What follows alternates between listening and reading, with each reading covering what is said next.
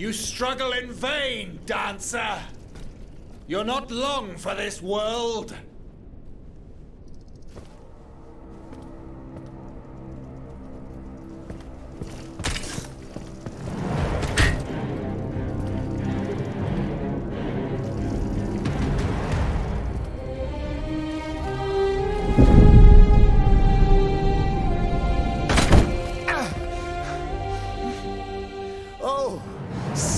How the Aegis turns against its master.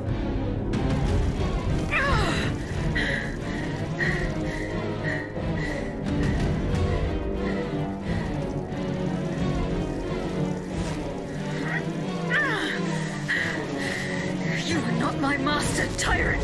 You never were! I am quite happy to concede this point, but what about the Count? Have you forgotten that he gave you life and whispered the order that animates you? Look how he runs, the coward! Do you understand what he has in mind? La pauvre enfant, sleeping so sweetly, she won't be dreaming for long now! Bon sang! Athenais!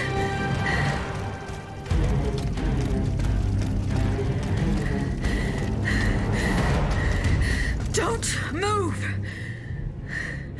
The time has come to set you free, Aegis. This whore's soul has poisoned your cogs for too long. Adieu, sad puppet.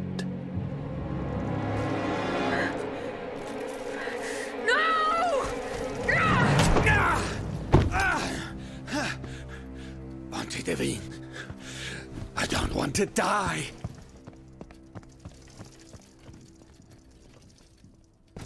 Athenais. The sun is rising, and you have slept for far too long. The beauty of this world longs for you, just as you long for its light. For you are like the flowers that open in the morning. I know you, mon ami. We loved each other. Vous en souvient-il? You gave me your heart. So please, let me give you mine today. Vivez heureuse, Athenais. For it is happily that I leave this world.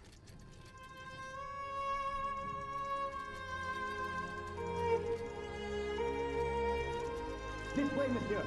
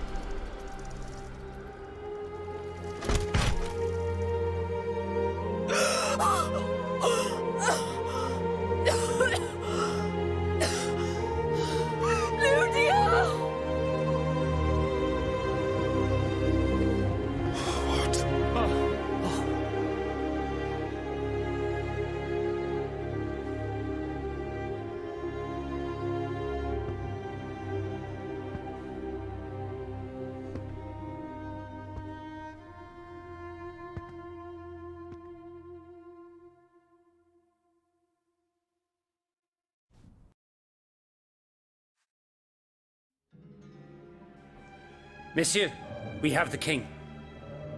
It is now up to us to wield his scepter. In this trying time, crucial decisions must be made without delay. First and foremost, we must take back Paris. And how do we do that, mon Dieu? There are automats everywhere, and they are constantly regenerated by their crimes. We have the king. Cagliostro has fled, but he is leaving a trail of blood. I doubt he will survive his injuries.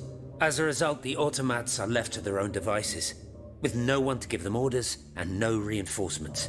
And since I'm sure the Parisians will no longer venture out into the streets, the machines will soon have no more souls to harvest. Sooner or later they will no longer be able to move and, par la grâce de Dieu, will become inanimate objects again. It's a matter of days, weeks at most. Mais ensuite, once peace has been restored, what of the kingdom? This is indeed a crucial issue. Leaving the nation without a government would expose it to the greatest danger. Worse, it would condemn it to civil war. Eh bien quoi, monsieur? Can you not govern together? Unfortunately, the disagreements that divide our assembly run far too deep. That which we can agree is that we have been given a chance to choose the person who shall succeed the tyrant. I believe I am the person who is best suited to exercise power. Of course, I will only hold office for as long as it takes to set up a new assembly and a government of the people. For the French will no longer tolerate a king. We can be sure of that. Are you joking? What have you done that would convince us to let you take down the monarchy? Answer, Monsieur de Robespierre. You have our full attention. Everyone here knows that I have the fortune that Monsieur Necker was kind enough to leave us. My conduct convinced Aegis to entrust it to me. Do you think we are prepared to let a simple representative from Artois squander this treasure as he pleases? I promise to use every cent of it to help the nation recover. Do you doubt my word? No, I wouldn't dare. Oh, Maximilien I, man of great virtue. Go on, Monsieur de Robespierre. I flatter myself that while I have no personal fortune, I possess the greatest treasure of all, the support of the people, and the ability to convince those who are in error. Yes, I can attest to that. Maximilian is a just and virtuous man if ever there was one. Though I have always sought moderation and pragmatism, I now agree with him that in the case of abolition, principle must come first. You know that I share your views on emancipation. It is astonishing that I am never given credit. Monsieur, I rest my case. Very well. We must now make our decision. I pray that each of us shall respect this decision and set aside our personal interests for the sake of peace and the common good. Who among you approves the appointment of Monsieur Maximilien de Robespierre?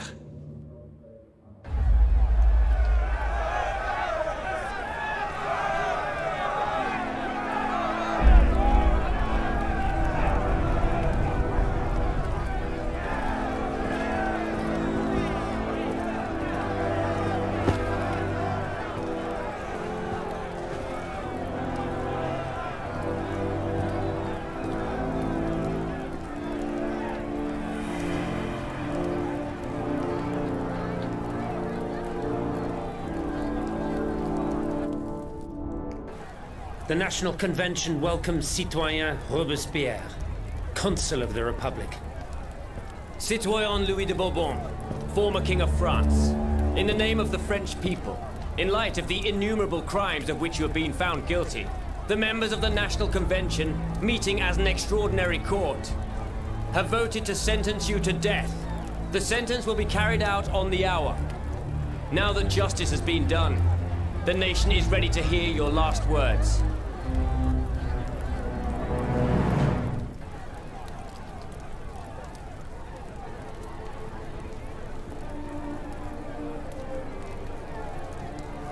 My loyal subjects, since you must lead a lamb to the altar, since you must offer a sacrifice to this new France that you intend to found, I will be that sacrifice.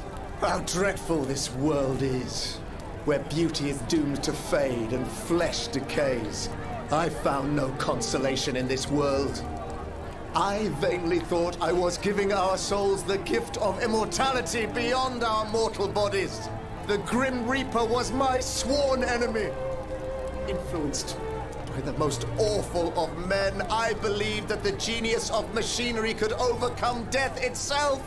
Alas, I have lost this fight, and am branded with the mark of murderer. Life, even more than the crown, was heavy for me to bear. I have suffered too long under the thumb of nature, which I despised. As a child, I saw my older brother die.